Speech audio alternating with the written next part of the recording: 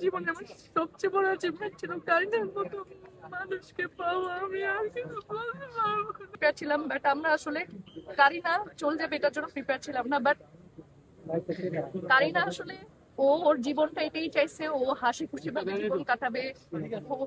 এবং ও শেষ দিনটা পর্যন্ত, ভাই আমাদের জীবনে যে কত কষ্ট কত বড় দুঃখ হয়েছে, আপনি কারিনাকে দেখবেন, কারিনার কোনো রিগ্রেট নাই, কারিনার কোনো খারাপ লাগা নাই, কারিনার কোনো কিছু নাই। ও ছোট থেকে ছোট জিনিসে অনেক খুশি থাকতো। ওর মতো ভালো মানুষের দুনিয়াতে অনেক বেশি দরকার। ওকে ওর মতো ভালো মানুষের অনেক বেশি দরকার।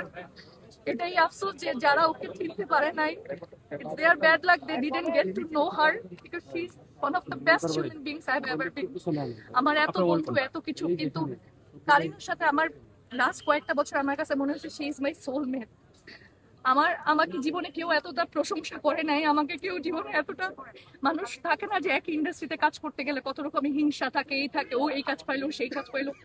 কারিনা আমার আমার ভিডিওতে ভিউ আসলে আমি দেখতাম না, ও এসে আমাকে বলতো ডানা তোমার অনেক ভিউ আসছে, ডানা এটা হইতো ওটা হইতো।